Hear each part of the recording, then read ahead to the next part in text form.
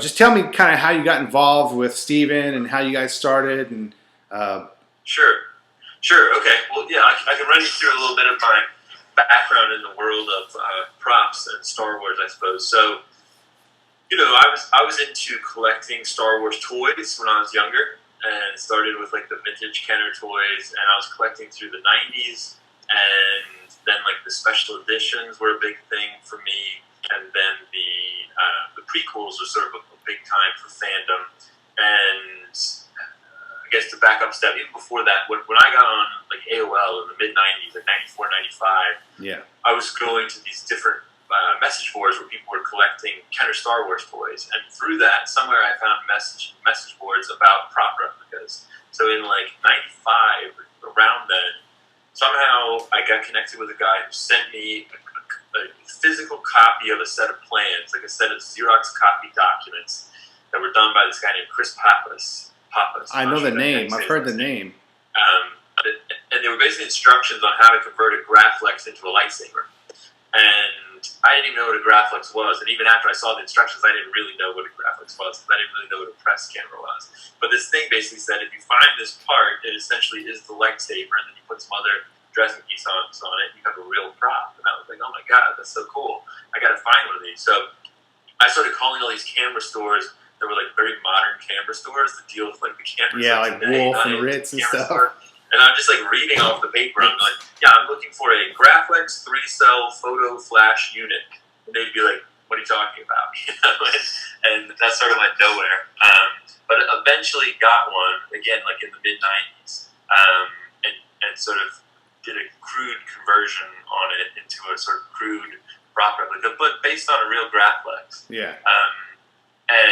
And I was just hooked, and I was into the world of replica props. There was a lot of discussion on these groups with like early replica prop collectors who mostly I think are gone. They're not names or people that I see around anymore. Right. But there was a base level of knowledge at that time. I mean, the knowledge today compared to the knowledge then is vastly different. But people had the basics worked out. Like, this is a Graflex, and I remember everyone thought the Vader lightsaber was a Highland Synchronar.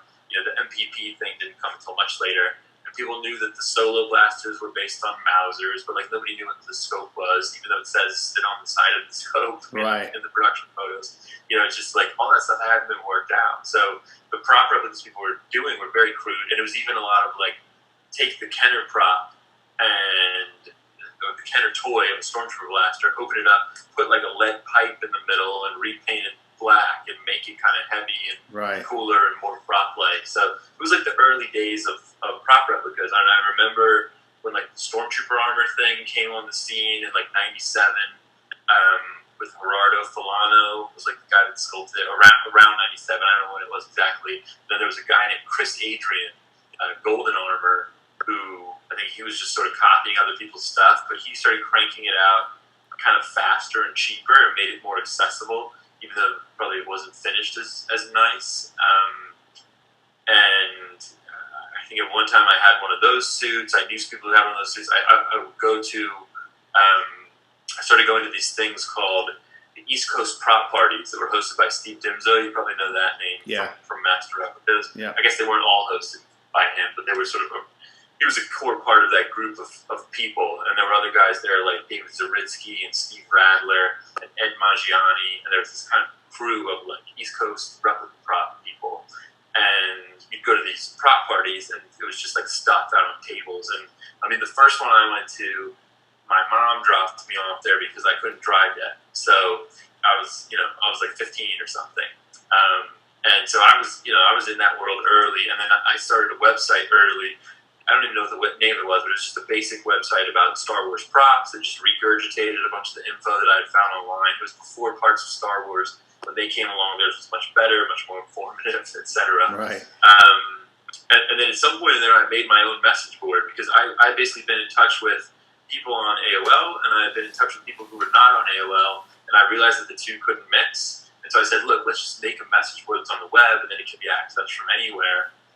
And I don't know what it was called. It wasn't called the RPF, but it essentially became the RPF. And it started very small, and we had a real boom of attendance when Phantom buddy in high school who started a website called Star Wars vs. Titanic. And this website was all about tracking the box office the box office of numbers, episode 1 against Titanic, which was at that time the reigning champ. And it was all like, is Star Wars going to dethrone Titanic as the #1 box office thing? And so he started this website, and just because there was so much hype and just excitement for Star Wars in general, that website really took off, and he was getting all this traffic. And I remember he started getting like people advertising on it, paying him to advertise on the site, which to us at that time, that age, was like unbelievable. It was like you made a website and now people are paying you because of it. It was just kind of crazy, That was like the time of the Force.net and Rebel Scum and stuff. Totally, when they were big. right. Yeah. And it was, I look back on it as like a very fond period of fandom because it was like the early days of internet spoilers and speculation. Yeah. And people going like, what is this movie going to be about? And I remember the trailer for episode 1 was fantastic with and then the Duel of the Fates music video, you could watch it on MTV before the movie came out. So it's like, whatever you think of that movie, that was definitely an exciting time to be a Star Wars fan, Yeah. And heck, we went and saw Waterboy like 3 times just to see the stupid trailer, The stupid trailer, yeah. and that little message board, again, I don't know if it's called the RPF then, but it really blew up as a result of the Star Wars vs. Titanic thing. Yeah. And because Star Wars vs. Titanic had its own section of discussion boards, and then I basically said to my buddy, like, why don't we put this prop board in there too, and we'll see if people talk about it because it's just getting so much traffic. And I think that little moment in the history of the whole prop thing was significant because I think like just a lot of people came in at that point, a lot of bodies, a lot of sets of eyes were getting excited about this thing, really off the hype of Phantom Menace, and going in and people were getting interested in the hobby, I guess, of replica props. So, I was sort of on that kick for a while. Eventually, I got out of the RPF. There was another group who was starting a new forum. They said this forum is going to be better, technically superior, better platform, whatever. And then they sort of started advertising on the RPF saying, come to the new forum, it's better. And I just said, look, there's no reason to have 2 big prop forums on the internet. If yours is better, why don't you just take it? I'll just close this one down and just have the new one be the thing. And, for me, it was sort of like, there was no real upside to being the owner of that forum, other than maybe there's a little bit of kudos in it. But other than that, like, I never made $1 out of it. There was a lot of headaches involved with the administration and people fighting and arguing about this and that. You had these little factions developing, all of this sort of internet nonsense, And it's kind of a thankless job. And it was just like, hey, if I can step out of this and pass it off to somebody else, great, And there were various other people involved in the moderating for a while, like Tom Spina, who obviously is still, doing his thing very much with Tom Spina Designs, and Art Andrews, who owns the RPF today. He was like a mod in there at some point. So all of us were kind of involved with that era, but then it was just like, okay, I'm very happy to turn this over and let somebody else take over it. And I guess around the same time, I was becoming more and more interested in the production of the films themselves, so not just the replica props and hey, what were these things made out of, but more like who are the people that made these movies, where did they make them. I found Gus Lopez's website about filming locations, which is called the Star Wars Traveler, where he had all these photos where he'd gone out to Tunisia and went to the actual sites. I was blown away by that. It's just like, oh my God, you can really go to these places and see the real shooting locations. I thought that was amazing. So I convinced my parents to take a family trip to Tunisia in 2001, which was the year I graduated high school. So we went out there as a family vacation, which is not as crazy as it sounds, maybe. Like, if you live in Europe, it's a very popular tourist destination to go to Tunisia. But we went out there, saw all the sites from the original Star Wars, from Raiders, and from episode 1, and they had actually just shot episode 2. So they just rebuilt a bunch of stuff for episode 2, including, like, the homestead site, the Luke's house, the exterior of the igloo. That was freshly rebuilt, whereas if we'd been there a year or two before Attack of the Clones, that wouldn't have been there. So that was like a big moment for me. It's just amazing to kind of get that deep behind the curtain and see what film production was all about. And when I came home from that, I just wanted to like engage with it more. So I went on this massive letter writing campaign where I just started sending letters through the mail to like anybody who I thought worked on a Star Wars movie who I could find an address for. And obviously this is pre-Facebook and even internet. It was like you really couldn't find email addresses for people, but there was the white pages, so you could look up their physical mailing address. And I sent out a few hundred letters. The response rate was very low, but I did get in touch with a few people that way and just started like learning more about the movies, and that was how I got involved with collecting original props. So I was basically saying to people like, "Hey, do you keep anything? Do you have any mementos, any bits and pieces from the films?" And at some point, I met Stephen Lane because I went over to the UK. There was actually an original C-3PO leg, the lower part of his leg and foot, that turned up on eBay in 2004. And they were from Empire Strikes Back, where he gets blown apart, and basically they were stuffed with wires and greeblies and dressing, because it's supposed to look like he just got blasted apart, right? And you could tell they were real just by the quality of the construction, and the story was good. It was basically the guy had a family member who worked on the films and brought them on at the time. Sort of classic story. And so when I did this deal with this guy to get these things, they actually went unsold on eBay, and I was able to do a deal afterwards to buy them. And then I decided to go to London to pick them up because it was like, hey, this is a big deal. And I had some friends over there, a guy named Andy Golding, who said, hey, you can come over and stay with me. People who I had met through some of the forums collecting props. And so I did that, and I went to Prop Store in London for the first time, which was an amazing place, just amazing stuff The everywhere. Prop Store already existed at that point. History, the really interesting thing at that time was they had just acquired Stuart Freeborn's collection. So they had all the Stuart Freeborn boxes there of makeup appliances and masks and paperwork and photos. And so I also got to spend a lot of time just going through that stuff, just little bits and pieces. There'd be a little box of like Yoda mechanism parts. You'd look through a Wampa claws or wow, Tauntaun fur, just whatever it is. Just amazing stuff that Freeborn had. So that was a great trip, and I stayed in touch with Stephen Lane, and then we started talking about doing something together. I felt like it'd be a lot of fun to work in props professionally, and he had always wanted to start an LA arm of his business, Prop Store, because he was solely based in London at that time, and obviously he was doing a lot of business with studios here in LA, so it made sense to have a presence here. And so we sort of hashed this plan that we would open the LA office of Prop Store, and that was in 2007. So 13 years ago, and at that time I was the only employee here in LA, and we started with a little 1,000 square foot unit, and then today I think we have about 30 employees, and we have about 20,000 square feet. So wow, it's grown considerably over 13 years, and a big part of that is that now we deal with the studios and production companies directly. So now we're doing auctions of modern productions, where we take in everything from a film or a show, and we sell it to collectors over the world. And so that really was a big growth thing for us, where all of a sudden we needed more personnel, we needed more space for storage, just sort of more and more as we ramped up the business. When did he start the Prop Store? What's that? When did he start the Prop Store? 98. So 98 in London. Wow. And so he was one of the very first people dealing in this stuff professionally. He has a similar superhero origin story where he sort of came across a Rebel blaster at a toy show over there, just like a flea market type toy show, essentially, where vendors set up and trade stuff out of the backs of their trucks and such. And there was a guy there who, same thing, family member, worked on Star Wars, had an original Rebel blaster. He was able to buy that, thought it was amazing, sort of got the bug, and then just wanted to dig deeper and find more people who worked in the film industry who had things and all that sort of thing. Jeez.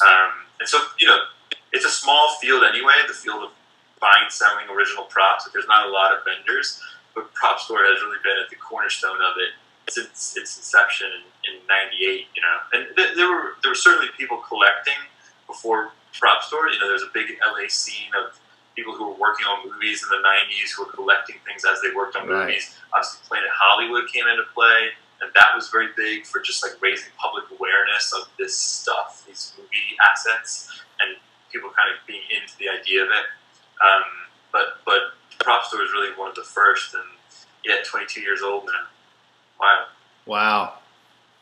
Yeah. So that's a little long-winded for you maybe, but that's my backstory. That's cool. So at what point did you start visiting set locations? And what was the first what was the first thing you got? What was the first prop you acquired? Well, yeah, it's a good question. I'm pretty sure that the first props that I got were in the late 90s, just stuff I bought on the internet. I remember getting a set of dog tags from Starship Troopers, which Oh, came out in '97. So I probably got those in like '98 for like $30 or something. wow. You know? And then I remember I got a little piece of the Smart Gunners headset from Aliens. And I didn't have anything from Star Wars, I don't think, until I went to Tunisia. And there I got pieces of the locations, you know. So like you can go out to the big dune where they have the great dragon skeleton, and there's still pieces of it. Not like pieces you would find on the ground, but there were local people there. There had been enough Star Wars fans come through that they knew that, you know, people would show up and buy this stuff, essentially. Yeah. So you just start talking to the locals and showing them pictures of your Star Wars books and saying, I'm looking for this. And you know, they'd go away to their houses and they'd come back and it'd be like this, and you go, yeah, that's it, you know. And then you would negotiate by, because I don't speak Arabic or French, which are the languages there. Not a lot of people there speaking English, so you would negotiate by writing numbers in the sand. So you know, you'd write 10 or 100 or whatever it was, Tunisian dinars, and they go, scratch it all out and write like 500, and then you go, no, 200. So it was cool. It was a lot of fun, and I'm not the only person who has that story. There were other people who went out there at the same time. Yeah. Did something. Is it pretty much picked clean nowadays? I don't know. It's a good question. I mean, I haven't been there for many years. I went twice, once in 2001, once in 2002. I'd love to go again one day, but I don't know what the international climate is like. Yeah, last time I saw ISIS had a presence there, and you're like, yeah. Yeah, it changed a lot after 9/11 and, you know, ISIS and all that. So I don't know. Maybe one day I'd go back. I know there are still British guys who go out there fairly regularly. And I see pictures of it as it looks today. I mean, it still looks cool. There's still a lot to see there. You know, a lot of the sites, a lot of the sets still standing. So, that was great. And I found other things, you know, from Raiders at the Thames dig site. There were parts of the plane from Raiders and just little bits that we got from the prequels, little things here and there. But that was my first real stuff from Star Wars, which I was totally hooked on, you know. Yeah. And then I guess my first more serious original Star Wars prop that I got was when I went to try to find the Redwoods locations from Return of the Jedi up in Smith River, California. And so I started meeting people there, networking with locals who were involved with the production, and met a gentleman there who had a Stormtrooper helmet and an original from Jedi, missing the eye lenses but otherwise complete, and I was able to buy that from him. So that was my first, like, serious real prop where it was like, oh my god, I can't believe I have this, you know. That's it's like cool. The Tunisian Great Dragon bows are kind of one thing, but then to find someone with a Stormtrooper helmet was crazy, you know. Did you turn that over? Did you sell that on? Or do you still have that? I don't have it anymore. It's actually with Stephen Lane from Prop Store. So okay. we did a trade deal a long time ago that involved Sean Connery's hat from Indiana Jones and the Last Crusade. And oh my gosh. Sebastian Shaw makeup appliance that he wore at the end of Return of the Jedi on his light cast. That's cool. So I don't have that anymore. I do have another one though. I eventually got another one. Well, I know you got your whole suit now. What's that? Yeah, I know you got that whole suit now. I have the suit, right? I have the helmet that came with the suit. I think that trumps a single. I don't miss that first one too much, other than it was kind of my first big mega prop, which is cool, you know. Have you put that on yet? No. I don't think I could fit, man. Those guys were thin. They were very thin British guys of the early 1980s. You're pretty fit. You're pretty fit. Nor would I try at this point. It's you know, I have it set up on a mannequin, but it's that's cool. It's for admiring rather than for wearing. Yeah. Well, you wouldn't want to damage it for sure. Right. Yeah. Exactly. I mean, and it is delicate. I mean, that suit. I'm pretty sure it's styrene, not even ABS. And it's so thin. Yeah. I mean, the plastic is just super, super thin. You can see they used like a chemical solvent to attach the strapping to it, like a glue. And where they do that, it deforms it basically. So like on the exterior of it, it'll be wavy or something in the styrene because they put this solvent on the inside. It's kind of melted it. Huh. So it's a delicate thing. So the Jedi one's usually not in as good condition as the earlier ones because of that?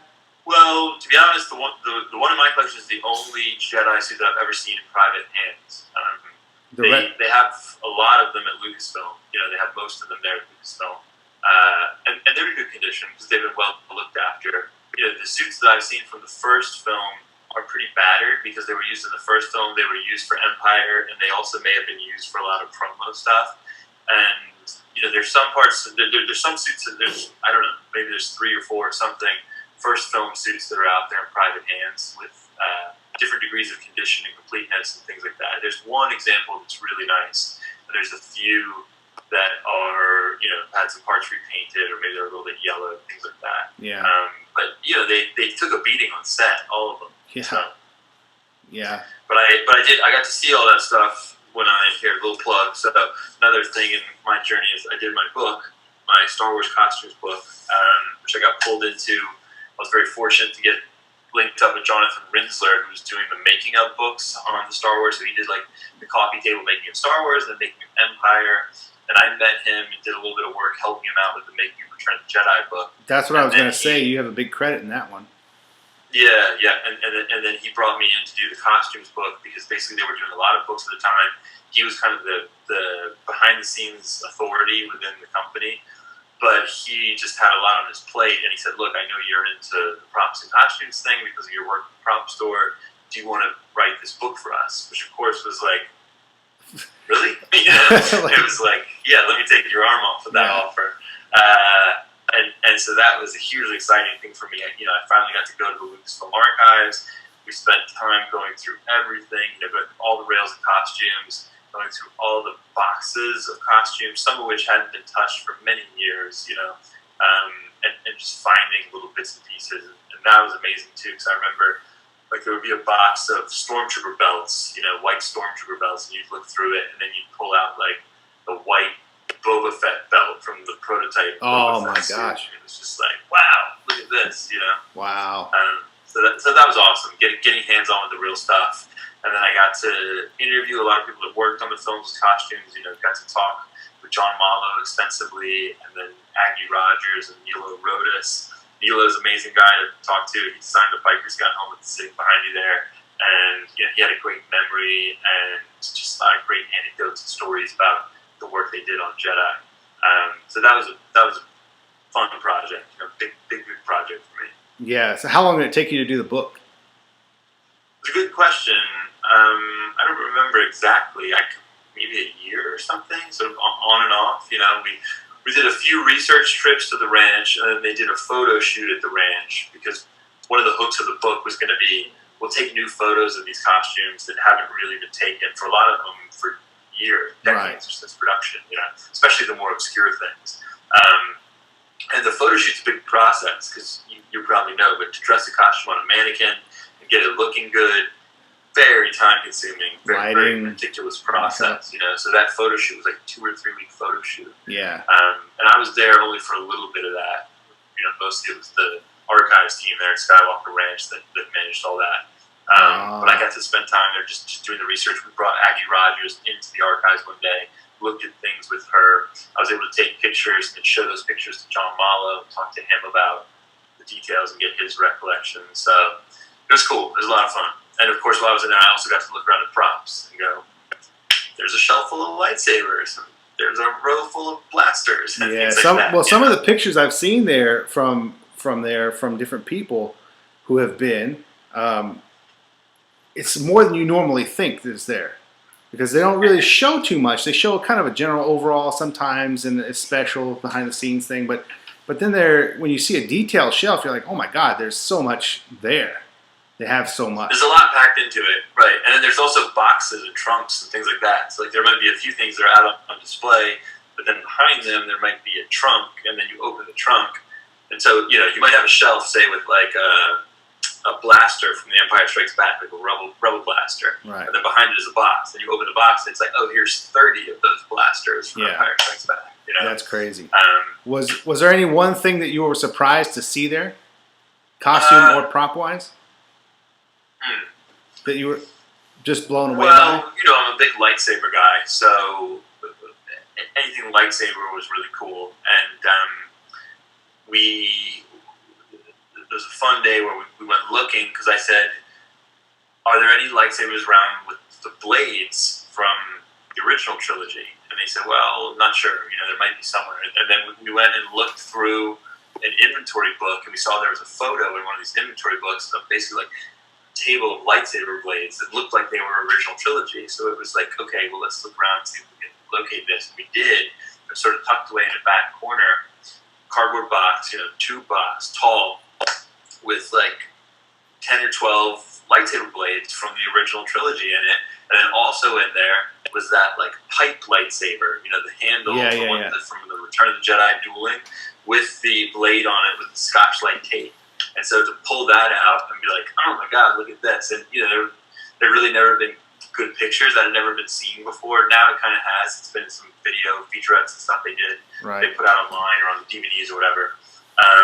But that was cool. That was a cool moment, And again, I'm into the hand props and lightsabers. So like there was a box of these stunt lightsabers. I'd never seen anything like this. These resin lightsabers, some of which were the Return of the Jedi style sabers that they shot out of R2. So they're like sleeved with a pipe on the inside of them, so they can put on an air cannon and launched off into the sky. And then in addition to what we know as the Luke Return of the Jedi saber, there were Graflex versions of that with sleeve for the tube, ready to launch off R2. Really? Because they were going to have the Graflex be the Jedi saber, and it wasn't until that first day of production that they changed that. So there's Graflex versions of that were obviously made up during pre-production, intended to be shot out of R2, and they're exactly like what people call the Ranch Graflex, the one that's still there. So they're missing that second red button on the back side, and they're just cast resin. They just made a mold of it. That blows my mind. I didn't know that existed. And nobody's ever seen these. Like, there's never been a picture published with those, I don't think. Holy crap. And then there's also like some Darth Vader stunt lightsabers that are rubber, that are incredibly crude, just, terribly crude things with like chrome tape all over the body. Yeah. One of them has got like black pinstriping running up the upper half of it, like these horizontal pinstripes that don't match anything that you see anywhere. It's just like, what is that? But it's obviously something, some genuine stunt prop from Empire or Jedi, I would assume, maybe 10 when he's throwing it or something. Yeah. So stuff like that, like the things that you had never seen before was when you'd go like, whoa, what is this? That's crazy. That's pretty cool. I bet there's a lot of stuff just hidden around that place that, There definitely is. I feel like, I think they've been working on inventorying more and more over the years. I think at this point, I don't know how many more new discoveries there are to come out of there. I think there was a period, and obviously it's not, look, other people knew this stuff was there. I mean, people like Don Bees worked there for many, many years and had a good handle on what was there. And in some cases, the archivists may have known, but it's sort of like, if they're not looking for something for a specific project, then they may not be aware of whether they have that exact one or don't. It's like, when you go and look for it, then you kind of figure it out. Similar to that is a friend of mine had the license for Official Pics. He's local here. I was talking to him. I was looking at his archive of pictures, and there were stuff I just never seen before. And he said that how it works is, at least back then when it was just George Lucas as the owner, he said they would just kind of randomly decide what to release whenever, and you had to petition to get something. And then they would ask you why you wanted it, and then they would decide whether or not to release it or to find it or whatever. And if the negative hadn't been scanned, if it was a good enough case for it, that they would scan it. Otherwise, they wouldn't. Yeah, I mean, the thing with the photography is there were so many pictures taken during production. I mean, I've seen all the contact sheets for Return of the Jedi, and I think there's something like 13,000 black and white images, and then however many color images, probably less, but still a lot, Right. Thousands and thousands of pictures. Now, a lot of those are very repetitive. It'll be like, this picture is almost exactly the same as this picture, but from a slightly different angle or maybe slightly different, aperture on the shot or something. But there is, there's a lot of gems in there too, and I feel like they've been slowly working through it, but I'm sure they haven't scanned everything. I'm sure there are more things to come. And then where I think there's a real sort of treasure trove that's still to be tapped is the 16 millimeter behind the scenes documentary footage that they shot a lot of during all three films and during the indie films. I mean, I was told that on Jedi they had a documentary crew there shooting 16 millimeter every single day of the shoot, which would mean dozens, if not hundreds of hours of behind the scenes footage, Yeah. And really that stuff has only been mined to a tiny degree. We've seen some of it in documentaries like the Empire of Dreams documentary or some of the stuff they've done more recently, I mean, you can tell they're going through it now because when you watch some of the new stuff, like the documentary that was associated with Rise of Skywalker, or I think it was episode 2 of The Mandalorian behind the scenes, there's new B-roll stuff in there from the original trilogy. And it's very high quality, too. Any older documentary.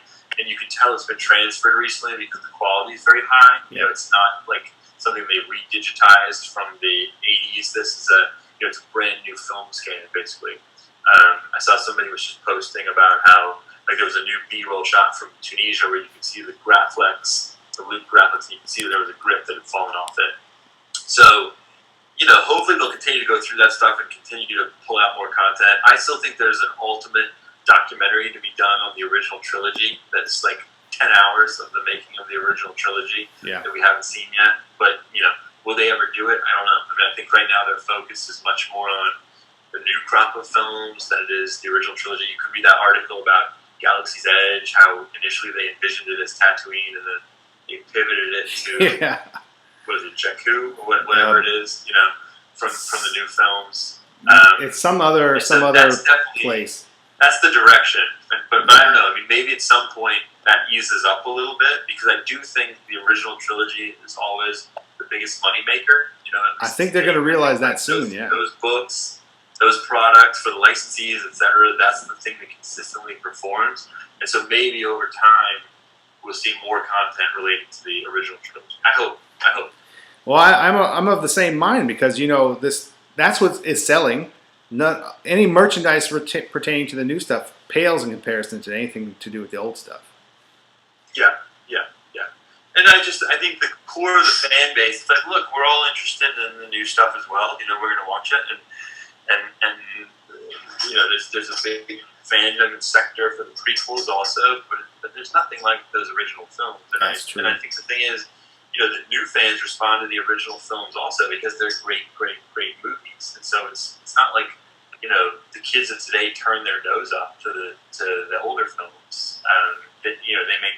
They may say their favorite is one of the newest movies, but they're still interested in the old one as well. So I think that will kind of always be the foundation. I think over time, that's what will outshine the other content. But it's probably a question of, how much time has to pass before that's the case. Right. So as far as your prop collecting goes, is there something that you've tried to get or something elusive that you've been trying to get that you haven't got or that was close and got away or anything like that? There were a few things. There was a time when I was tracking down the live-fire Harrison Ford Han Solo gun from Return of the Jedi, the Stembridge one. And I've been working on that for a while. I got to know everybody who was involved with it, Sid Stembridge and some of the prop people, and I knew exactly where it was. I knew the collector that had it, very, very wealthy collector that owned it, and I was sort of tracking it, hoping there might be some opportunity. And then I found out that it was going to be sold through an auction. It was a firearms auction, not a movie memorabilia auction, as part of this whole collection of Stembridge gun rentals. And, I was one of the first people with insight on that because I was just in that circle. I thought, maybe there'll be an opportunity to do a private deal or something. And then I sort of thought, maybe the word won't get out because it's not a movie prop auction. Maybe there'll be an opportunity to be had. But of course, that didn't happen. People heard about it, and a lot of other collectors were there at the auction on the day. And so I bid, but I didn't win that one. It went for a lot more money than I thought it would have. And sort of slipped through the fingers. That was an amazing piece. It would have been great to win that, but it didn't happen. Today it's owned by a friend of mine. I'm glad he has it. I get to see it from time to time. That's cool. But as far as the future, I mean, one of the exciting things about what we do at Prop Store and the whole collecting thing is the treasure hunting and the discovery aspect of it, and the fact that we don't know what else is out there. So It's almost like the most elusive or the most exciting thing for the future is the thing you don't even know about. I mean, it hasn't happened yet, but someone could call in tomorrow or in a week or in a month or in 5 years or who knows what and say, look, my uncle worked at Elstree Studios, and one day he brought home a couple of lightsabers, and they might have the real hero Obi-Wan lightsaber. I mean, there's big things like that just nobody knows where they are, what happened to them.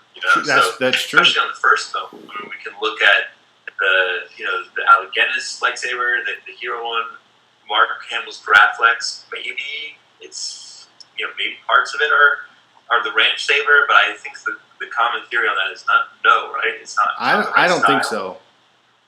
Yeah. So it's like, where is that thing? I mean, I don't think it got thrown away, and it's the type of thing that could be tucked away somewhere. And other parts of the costume, like Harrison Ford's vest from the first film, Mark Hamill's white karate gi, his top, Carrie Fisher's white dress. I mean, the ceremonial dress is turned up. It's in Steve Lane's collection from Prop Store, but the main white dress that she wears throughout the film is MIA. So it's like, where's that? Parts of the Darth Vader costume from the first film, things like Mark Hamill's Bespin costume. They have one example at the Lucas Archives, but there must have been 5 or 6 of those because of the different states of wear. Yeah. Through, Yeah. So for me, it's like the really exciting thing of collecting is just what could be out there and what treasure could be lurking in somebody's basement or cupboard or whatever that could surface one day, or may not. I mean, something may be lost to time. Just we don't know right now, Well, this kind of brings us to one of the props you have is the lightsaber. How did that come about, and how did you discover? Do you want to tell that story? Sure. Yeah, I'll tell a bit of it. You can omit names and things like that, but the short story is I got it from someone that worked on the film, and I, as I said earlier, I was very proactively outreaching to different people that worked on the movie, and just trying to meet them, not only from a collecting point of view, but just to talk to them about making the films and to learn more about making the films. And a lot of this was like before those Rinsler books existed, so there wasn't as much information on just the general making of the movies. Right. And I was just fascinated by the process, to learn more about it, to ask people if they had photographs, to get to see photographs that had never been seen before. And then a lot of the research that I did wound up going into like the costumes book or the Ralph McQuarrie book that I was involved with later. Some of the research and interviews, just the contacts that I made, I didn't know it at the time, but later they were foundational with getting involved with those other projects. But there was a gentleman that I got in contact with who worked on the original films, and basically went to his house and talked for a long time, looked at some photos, looked at some scripts and things like that, and then said, "Well, do you have any props from the movie?" And he said, "Well, I do have one thing." He said, "I've got one of the lightsabers." And I was like, and he said, "Well, it's just the handle. It's just the handle, the part they carry around or put on their belt. It doesn't have the blade or anything." I was like, "Oh my God, is it here?" He was like, "Yeah, do you want to see it?" And he went in the other room and came back, and he was like, "Yeah, that's one of the lightsabers." And I knew immediately. You could just tell, just looking at it, that it was a genuine film prop.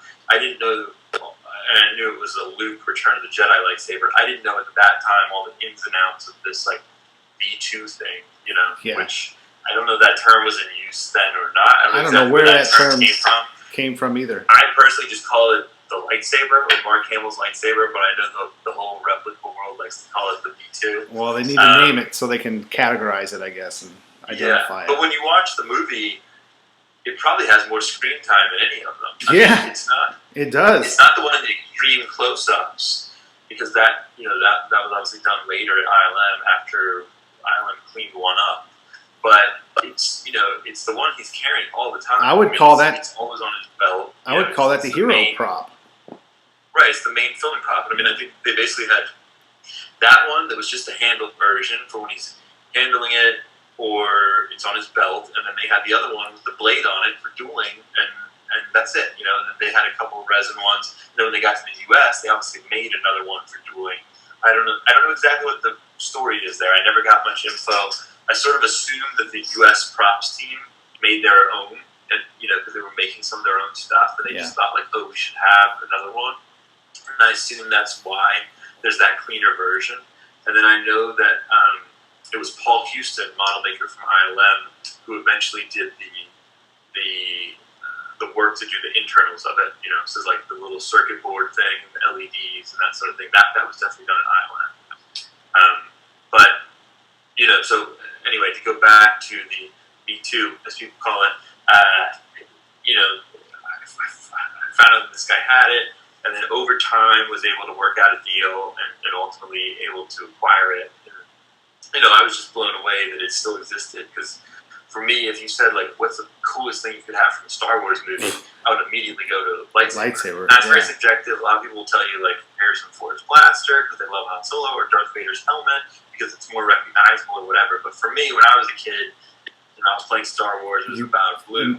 Yeah, you imagine the lightsaber. The heart of those movies, Exactly. And so, what's cooler than Luke's saber, I'm right there with you, man. That's the number one, and that particular one, because I seeing Star Wars and Empire Strikes Back. I don't remember the very first times that I saw them, the context of seeing them, because I was born in '76, so I just remember knowing Star Wars, and I remember the first time I saw Empire only because I remember when Darth Vader said, "I am your father," and I was shocked, and I was like, "What? He's lying!" I remember that reaction to that, but I don't remember where I saw it, how I saw it, or anything. But I do remember very clearly waiting in line at the theater to go see Return of the Jedi. It's selling out when we were about 10 feet from the box office. And then we came back the next morning and saw it. And I remember the whole beginning. I was like, "Where's his lightsaber? He doesn't have a lightsaber." And then he got it from R2, and I flipped out. I was like, "Holy crap!" It was green, and it just blew my mind. And then I was all about the green lightsaber. And so I remember. And by the way, I'll take a minute to just defend Return of the Jedi as a movie. I mean, Jedi kind of gets a bad rap, and there's this core fandom who's like, "There's only 2 Star Wars movies. It's only Star Wars and Empire." I was the right age for Jedi to be awesome. I mean, Jedi for me is fantastic. It's like it's got the best battles. It's got some of the heaviest content as far as the relationships, like the heart of the story. Everything that's going on between Luke and Leia and Vader and the father. It's like, sure, maybe there's some throwaway stuff in there with the Ewoks, but so what? It doesn't dominate the movie. It's like that's a great movie. The Sarlacc pit battle and the space battle at the end. I mean, it's awesome. Yeah, I mean, it blew my mind. I mean, I remember going to TG&Y and looking for figures, and I remember seeing the carded figure of Luke with the blue lightsaber. I was like, Skip, I was looking for the green one. Nowadays I wish I had gotten the blue one. Came later. Yeah. But, and I remember the space battle blew my mind when he said it's a trap, and then all of a sudden 100 TIE fighters are coming at him. That just was insanity. It was just so crazy. Yeah. And one of the cool things about that particular prop is because of the weathering on it, even more so than like a Graflex would be or something. Yeah, you can identify it so flaws easy. in the paint, and it's like a fingerprint. You can just go, "Oh yeah, that's it, 1,000%." Look at this little nick, and look at this scratch in the paint, and look at the way this lines up. Look at the dents on the end of the emitter. Yeah. And you can literally pull up the movie, especially shots where it's like sitting on the Emperor's throne on the armrest. And it's this tight close-up shot, and it's just like, it's just undeniably the same thing, So it's, it's a pretty cool piece, cornerstone of my collection, I would say. So did the guy who had it, did he know specifically what he had, or did he just knew it was a lightsaber? Wow, the thing is, when you meet these folks who worked on the film, they don't know it like you and I do. They know filmmaking. So what they'll tell you is, well, we would always have multiple examples of a prop because, what if something happens to it? What if you lose it? What if there's an issue? I knew one prop guy who had a slogan which was, "One is none," which means you never go out with one. You always have to have multiples. But, the people who worked on the film, they're not the types of folks who would get out a Blu-ray or DVD and go frame by frame to go like, is it in this shot or in that shot? That's a real sort of fandom thing. People who are approaching it from a different side. The guys who worked on the movie, obviously they have the knowledge from the fact that they were there and they have their memories from the set. We weren't there, but they're not studying it in the same way that we are. So, I guess he certainly didn't call it the B2 or anything like that, but he said, it's one of the original lightsabers from the film. We talked about the fact that there were, different styles, and there were handles, and then there were ones with blades for fighting and all that sort of thing. Well, we know that one had a blade at some point. Do you think that the blade could still be at the archives?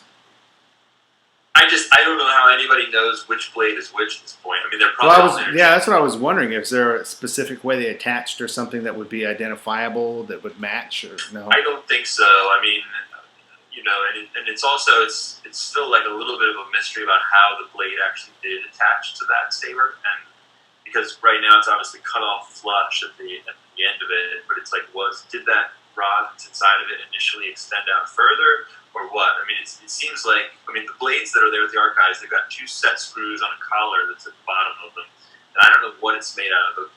One of the prop team told me once that it was a billiards cue, but I don't know whether that's correct or not. I don't know which film that would relate to. But they've got 10 or 12 of them, and I think some of the dueling lightsabers that they have there, like the sort of the twins of the Luke lightsaber that I have, the other Return of the Jedi one that was the dueling one, I think that originally had a longer rod coming out of it, and it would have taken a blade, and I think like the Vader Graflex would have taken a blade, and probably the Barbican one, which dates back to the first film, would have taken a blade. So there's a few there like that. So were the blades wood? I don't know. I honestly don't know. It might be wood, or it might be like a composite of some kind. Very lightweight, tapered, with this collar on the end. And I don't know if the props department fitted that little aluminum collar on it, or if it's a found thing that came with that. They probably fitted it, would be my guess. It was interesting because there was only one blade that had the Scotch-like material, the reflective stuff, which I think is from Empire. And then in Jedi, they're just painted white. And you can see it, like, there's pictures and there's film footage where you can see the Empire duel before they did the roto work to put the color in, and you can tell they're using the reflective Scotch-like blades. Yeah. I think just to make it easier for the animators to see it, Yeah, that makes sense. You and I know, but for the interest of people watching, can you talk about the history? Let's talk about where that saber first showed up. Sure. So, basically what it is it's the effects prop that was made for the first film for Alinger. So they had the belt prop, which I have my replica of here that you built for me. So they had this, right? This is the Allegheny made out of various found real-world parts, like the grenade and the part out of the engine and the machine gun booster and the tap handle. And then they basically machined a copy of that in aluminum. Or maybe they cast it and then clean it up, or maybe it's straight machined. I'm not entirely sure. But one way or another, they got this aluminum version of it, and they hollowed it out and put a motor inside of it. And then that motor connected to the blade. The blade would then spin. They've got a power wire running up their cord, and the blade's coated in that reflective Scotch-like material, so it glows at the camera, and it sort of appears to flicker also. And that's how they tried to do the lightsabers, in camera practical effect. And so that's the origins of that prop. And before I got it, before I picked it up, I was really questioning whether that was going to be the case or not, because I had read some theories online, people saying that's probably what it is. But I was like, is that definitely the case, or could there be something wrong there? And so when I got it, first thing I did is start taking it apart to see. I was wondering, will there be a motor inside this thing? There wasn't a motor, but there is very definitively a chamber for where the motor was, and the 4 threaded holes inside of it where a motor bolted in. And the only reason you would have that in there is if you were putting a motor in it. Right. So there's no question that that's what it was. And so the whole emitter can turn, but on the film, only the center and the blade spun, right? Yeah. Yeah, today the whole emitter spins, and I've seen some people speculating on did it spin then or did it not spin then? I guess looking at the film, you can't see it spin on the film. It's spinning, so it may have been that the shaft was spinning independent of the emitter. I don't know. I don't know exactly what the configuration is now compared to how it was on that first film. They obviously changed it, because at some point they stripped the motor out, which I assume they did for weight, because they figured, well, if he's going to be wearing this on his belt, we should try to get it lighter. Right. So they stripped the motor out, and they changed whatever the rod system was that allowed them to put the blade on it. And right now, it's basically there's a rod inside of it that runs from that motor chamber up to the end of the emitter, and then up there near the end of the emitter, it's got a little groove cut in it, and then there's those set screws in the end of the emitter nipple, and they sort of tighten up and fit into the groove, and that's what locks the whole thing together. If you loosen them up just a little bit, the emitter will slide right off. So that's what holds the whole top on, basically. Yeah. But that was probably all rigged up later. It's probably not exactly how it worked on the first movie. Right. Would be my guess. What about those screws that are under the emitter flange or whatever? What are they holding on? I don't know. That's a good question. I haven't looked at it for a long time. I mean, if I was guessing, I would say it was another attempt to lock it into this rod. Like maybe they did one version and then it didn't fit, or they had to adjust the rod or something. So they said, "Oh, let's put some up here." Unless the idea is that the lower screws attach it to the rest of the saber, the rest of the handle, like the interior of the rod, and then the upper screws were meant to attach to the blade. I don't know. I'm speculating. Have you seen any better pictures of it in that state, other than the on-set pictures? Not really. I mean, that's the thing is, I don't think that those first film props ever got documented very well, other than the ones we know of, like right. The hero graphics, the hero Obi-Wan.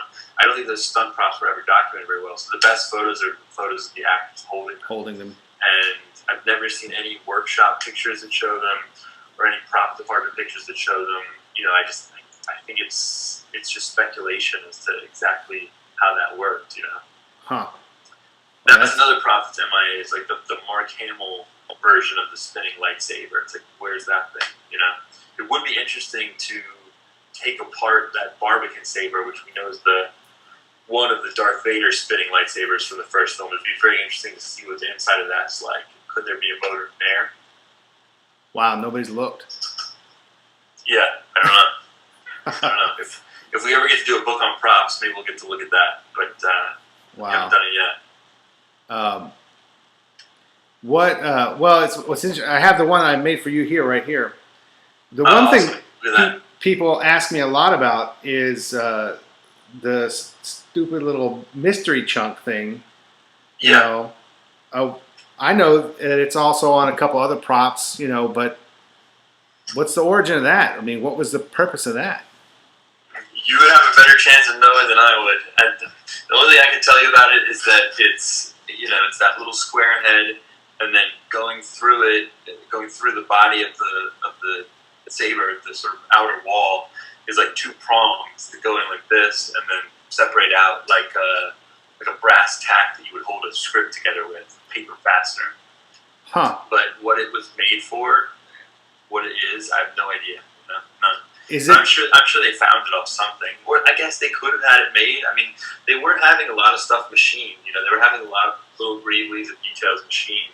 There were local machine shops. There was a place called like Elstree Machine, and there was Norank, who people talk about, and they would go in and get little bits made up, like for C-3PO. Some of it is found stuff, but they would also just go in and sketch something up and say, "Here, machine some of these." And like I know there are R2-D2 parts that show up in the X-Wing cockpit just because they would, they just have a batch of this stuff machined, and then it would be like, put one here, put one there, put one there. Yeah. And that's why, like, I'm sure that little square thing, like you're talking about, it shows up on some of the other hand props just because it was around. Crazy. Yeah. Someone wanted me to ask if the fishing line is still attached to it. Oh yeah, the fishing line's there. Yeah. Yeah, it's just a blue fishing line between the bottom pommel and the sort of the next section up, like what would be the booster section. And it's just kind of fitted there in that groove, and then it's twisted up and cut off, and that's specifically for when it gets yanked off the throne. I mean, that's how they would do that. Is just tie a line on it, and go and pull it off there. And then there's in Rinsler's the book, the one you worked on the enhanced version on iBooks. There's a clip of Luke grabbing it and picking it up and stuff. It's a close-up clip of that, and you can see the whole front of it and everything. Yeah, pretty cool. And of course, now we just got the 4K version, so now you can go in and look at stuff in 4K. And I just saw the other day there's a website, maybe like StarWarsScreenCaptures.com or something, where they've got all the 4K versions up. And you can go in and look at those shots in 4K. It's like you can see it more clearly than you ever could before. You know, it's amazing. It's quite amazing how much extra detail you can see just from that different resolution. Totally, yeah. Love the 4K. Like on the graphics, now you can 100% confirm those two stupid little rivets holding the D-ring on there. You can see it in the movie now, which before everybody had to guess. I brought I pulled one thing out for show and tell. I don't have the V2. I don't have it to show more angles or anything, unfortunately. But I did. I thought people in the video might like to see this. Oh, so this that's a film used Stormtrooper blaster from Return of the Jedi. So that is made off the MGC metal replica. These vents here at the front are basically like cut down tubing, or maybe just rolled pieces of metal, rolled into U shapes. Right. So it's not a perfect half circle. It's it's very much a U, and they're just thin metal, pop riveted on in the grooves here. This is like machine plastic. The scope mounted on this metal rail here, and then they've got these funky hammers, which I think are probably custom machined as well, but based on something real world. And they've done things like riveted in the magazine so that it won't come out. And the stock is riveted somewhere else. Oh, the stock is riveted right here. So there's like a rivet or a screw that's basically locking this in. And to fold the stock out, you have to pull this down. So by putting a bolt through there, you can't come out. This in, and now you can't fold the stock anymore. I never knew about those rivets. That's pretty cool. So what's that? I never knew about those rivets. That's pretty cool. So the scope, because otherwise you'd have actors pulling them apart on set and playing with it, and it'd be falling apart. It kind of keeps the whole thing together as a unit, Right. And it's still. I think they took the charging handles out of them here. You see that hole? That's where the charging handle for the bolt would be. And I think there is there's a bolt here, which an Allen head bolt, which I think is locking in the MGC bolt, the bolt of the firearm, so that it can't go back and forth. But the trigger does still has that trigger click that works. What's the scope rail? Is it just a machined piece? Is it metal? I think so. Yeah, I would say it's a machined piece. It is metal. It's aluminum. I don't know what this little front sight greebly is here. You would think they pulled it off of something, but exactly what it is, can't really tell you. And I saw one of these. I saw another one of these that had this part, which is where it says Model Gun Corporation, covered up with like a reflective disc, kind of like what they put on the scopes when Empire Strikes Back replicas. Oh, wow. And that same one had this part of the scope as a real scope, like a found real-world gun scope that was cut down. And that one's basically not? had the same profile. That one's not? So my guess would be they started with a real scope, and then it was like, hey, why buy real scopes? We'll just machine these. And this is machined out of like a Delrin with a plastic. It's just, there's no glass in it or anything. It's just plastic in the back of it. What about the front half? Is it like the Return of the Jedi Han Solo blasters? Is it the same thing? Yeah, it's exactly the same. It's the exact same scope. So, the front half is just a plastic cap, which I would say is a found item, with just a single pop rivet on the top to hold it in place to the scope body. And then whatever this little... That thing, at least the part that comes out with the cone part, not the very tip, it's exactly like the knob, the windage knob cap that goes on the Boba Fett blaster. Oh, okay. On the scope. Yeah, that's interesting. So I don't know if it's a found part or they just copied it. Do people know what this is? No. This little bar greebly? Yeah, me neither. But I always loved this design. I don't know, the reason this is super familiar to me is there's that mid-90s book from Star Wars to Indiana Jones, the best. Yeah, I have that book. And they show one of these in there. So this was always in my head as like, this is what the Stormtrooper blasters look like. And so I love this Return of the Jedi style. And in the world of collecting originals, like there's a number of Bapti Stormtrooper blasters around from the first film. Right. But they're all the Tunisia ones, and most of the dressing parts on them are replicas because they were stripped off after. Yeah. Whereas this Jedi one, there's a couple other Jedi ones out there in private hands. this is all the real Greeley's. I mean, this is untouched, as it came from the set, and I think it's complete. Other than there's a little bit broken off right here on the site. There should be another one of these arrow triangle things sticking up there. Well, how did that one get into private hands? Doesn't Lucasfilm have most of those original stuff from Return of the Jedi? They do, and they have a lot of them. I mean, there were a lot of these for the movie. There were probably 50-ish. But this just came from somebody who worked on the film, who was allowed to keep one. And it's a similar story for the other ones that I've seen. Like I say, I've seen 3 or 4 in private hands, and they all just came directly from people who worked on the movie. That's cool. How long ago did you get that? I've had this for, I don't know, 6 or 7 years maybe, something like that. That's very cool. Can that be displayed with your mannequin, or is it too heavy? Yeah. No, I've got the mannequin set up to hold it. That's how I display it. Before I had the costume, I just had it on a stand, just a Stormtrooper blaster stand. But now I have it in the hands of the mannequin. Do you still have your Rebel X-wing helmet? Don't have that one. I missed that one. Yeah, that was a good piece. Unfortunately, it had to go at some point. Part of the thing with collecting original props, at least for me, is a lot of times when you're trying to fund the next acquisition, you have to figure out how to do that. Sometimes it means letting go of prior acquisition. So, unfortunately, I don't have that one anymore. But I know where it is. It's with a friend of mine. It's in a good home, and I'm sure I'll see it again at some point. You can't keep everything, No, that's for sure. I mean, well, it kind of works the same with the replica stuff, one very expensive, old piece of junk begets another. Yeah. But hey, I think I've taken up a lot of your time tonight, so let's call it, and then maybe we'll do it again sometime and do a show and tell when you have whatever you want to share. Sure. Yeah. I'd be happy to come back, or if there's any other questions that you think of, feel free to reach out. Sure.